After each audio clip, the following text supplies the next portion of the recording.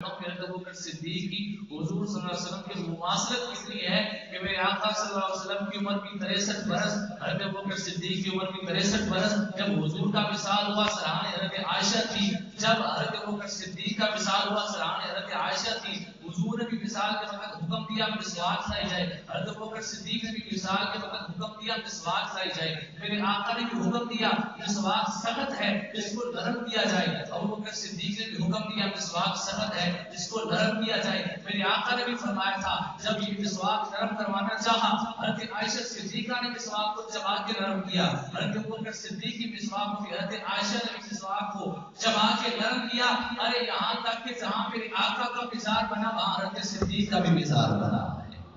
اتنی مماثلت۔ اور پھر ایک اور بات، حضرت یوسف علیہ السلام سب نبیوں میں سے اکیلے نبی ہیں کہ جنہیں یہ مقام ملا ہے، جو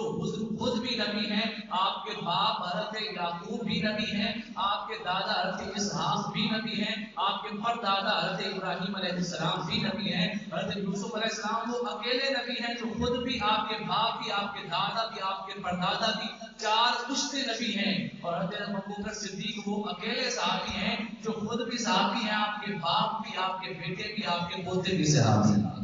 اتنی مماثلت حضرت یوسف علیہ السلام سے کہ وہ 4 پشتوں میں نبی تو ان کی 4 پشتیں صحابی، خود بھی صحابی، آپ کے باپ بھی صحابی، آپ کے بیٹے بھی صحابی، آپ کے پوتے بھی صحابی۔ یہ عظمت حضرت ابوبکر صدیق رضی اللہ تعالیٰ عنہ کی ہے۔ تو بعد میں آپ کر رہا تھا تفسیر کبیر کے حوالے سے کہ جب حضرت ابوبکر صدیق دنیا سے جانے لگے تو آپ نے حوالہ دیا، آپ نے ایک وصیت لکھی اور کہا کہ جب میں دنیا سے چلا جاؤں تو میری میت کو اٹھانے کے بعد نبی پاک صلی اللہ علیہ وسلم کے حجرے انور کے سامنے لے جانا، کوئی بات نہ کہنا، صرف اتنا کہنا السلام علیکم یا رسول اللہ، ابو بکر حاضر ہے۔ تو کتابیں گواہ ہیں حضرت ابوبکر صدیق رضی اللہ تعالی عنہ کو جب وصال کے بعد لے کر جایا گیا، آپ کے دروازے پر صلی اللہ علیہ وسلم کے دروازے پر جا کر کہا گیا یا رسول اللہ ابو بکر حاضر ہے، تو دروازہ بھی خود بخود کھلا، اندر سے آواز آئی ادخل الحبیب الی الحبیب، ارے جلدی کرو یار کو یار کے حوالے کر دو۔ یہ دروازہ بھی کھلا، اندر سے آواز بھی آئی۔ اب اس کے اندر بھی ایک اور عقیدہ چھپا ہوا ہے کہ حضرت ابوبکر صدیق کا عقیدہ تھا کہ میرے آقا صلی اللہ علیہ وسلم مرنے کے بعد بھی زندہ ہیں تبھی تو وصیت کر کے گئے۔ اگر یہ عقیدہ نہ ہوتا، معاذ اللہ ان لوگوں کی طرح عقیدہ ہوتا کہ بس دنیا سے گئے تو ختم ہے، قبروں کے اندر کچھ بھی نہیں ہے، یہ عقیدہ ہوتا تو حضرت ابوبکر صدیق یہ وصیت نہ کرتے کہ جا کر دروازے کے پاس کھڑا کرنا اور جا کر سوال کرنا، اندر سے اگر آواز آئی تو پھر دفنانا، ورنہ جہاں جاؤ دفنانا۔ لیکن جب لے کر گئے تو اندر سے آواز آئی جلدی کرو یار کو یار کے حوالے کرو، جلدی کرو کیونکہ یار سے ملنے کے لیے بےتاب ہے،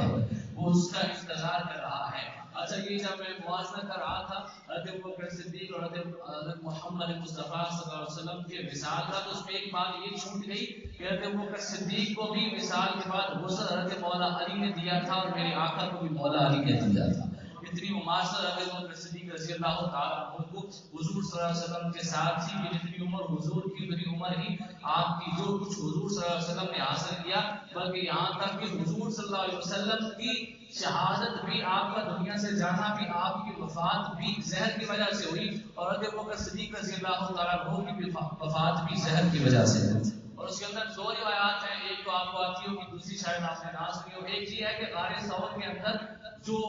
آپ کو جو سانپ نے ڈسا تھا نا، ہجرت کے وقت جب آپ گئے تھے تو سارے سوراخ آپ نے اپنے کپڑے سے بند کر دی، ایک سوراخ رہ گیا، آپ اس کے اندر اپنی ایڑی رکھی، وہاں پر ایک سانپ تھا وہ ڈستا رہا، تو وہی جو سانپ کا اثر تھا وہ وفات کے وقت پھر اس نے اثر کرنا شروع کیا۔ ایک یہ روایت ہے، اور ایک اور بھی ہے، وہ شاید آپ نے نہ سنی ہو۔ وہ روایت یہ ہے کہ ایک دفعہ حضرت ابوبکر صدیق رضی اللہ تعالیٰ عنہ دعوت کھا رہے تھے، اور آپ کے ساتھ آپ کے ایک اور دوست بھی تھے جو شاید تابعی تھے، صحابی نہیں تھے، اور وہ کھانا کھا رہے تھے، وہ حکیم بھی تھے۔ تو کھانا کھاتے کھاتے ایک دم انہوں نے کہا کہ امیر المومنین کھانا چھوڑ دیجیے۔ آپ نے کھانا چھوڑ دیا تو انہوں نے سوال کیا حضرت ابوبکر صدیق نے کھانا کیوں چھوڑا؟ تو وہ حکیم تھے، وہ کہتے ہیں کہ اس کے اندر ایک ایسا زہر ہے جو 1 سال کے بعد اثر کرتا ہے، آپ دیکھیے گا کہ ٹھیک 1 سال کے بعد آپ بھی دنیا سے چلے جائیں گے، میں بھی چلا جاؤں گا۔ تو ٹھیک 1 سال کے بعد حضرت ابوبکر صدیق بھی اسی دن فوت ہوئے، اور وہ جو صاحب آپ کے ساتھ تھے وہ بھی اسی دن فوت ہوئے، یعنی وہ کھانے کے اندر ایک زہر تھا۔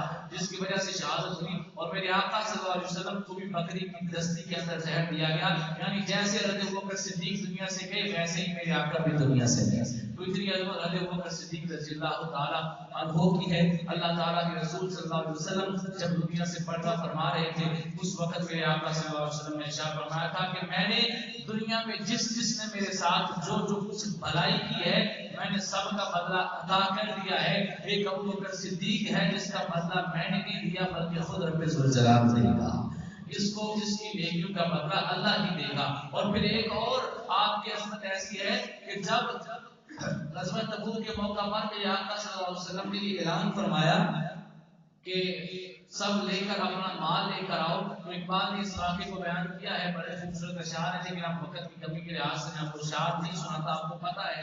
کہ جب میرے آقا نے اعلان فرمایا تو کہ پورے فاروق گھر کا آدھا مال لے کر آئے اور دل میں خوش تھے کہ آج میں ابوبکر صدیق سے بڑھ جاؤں گا، لیکن حضرت ابوبکر صدیق رضی اللہ تعالیٰ عنہ اپنے گھر کا سارا مال لے یہاں تک کہ ایک سوئی تک بھی گھر میں نہیں چھوڑی، اور جب سب کچھ دے دیا نا تو اپنے پہننے کے لیے ایک یہ جو بوری نہیں ہوتی ہمارے پاس سیبے کی بنی، اس طرح کی ایک بوری تھی، بوری کا لباس آپ نے پہنا ہوا تھا، تو باقی سب کچھ حضور کی بارگاہ میں دے دیا اور وہ لباس اپنے جسم پہ زیب تن فرما لیا۔ جب حضور صلی اللہ علیہ وسلم کے پاس بیٹھے تو حضور بار بار ان کے چہرے کو دیکھ کر مسکراتے۔ حضرت ابوبکر صدیق نے عرض کی یا رسول اللہ آپ ایک طرف دیکھ کر مسکرا کیوں رہے ہیں؟ تو میرے آقا صلی اللہ علیہ وسلم نے ارشاد فرمایا ابوبکر صدیق مسکرا اس لیے رہا ہوں کہ آج سب کچھ اللہ کی راہ میں دے کر تو نے جو لباس زیب تن فرمایا ہے، اللہ کی قسم جبرائیل آئے ہیں وہ بھی یہی لباس پہن کے آئے ہوئے،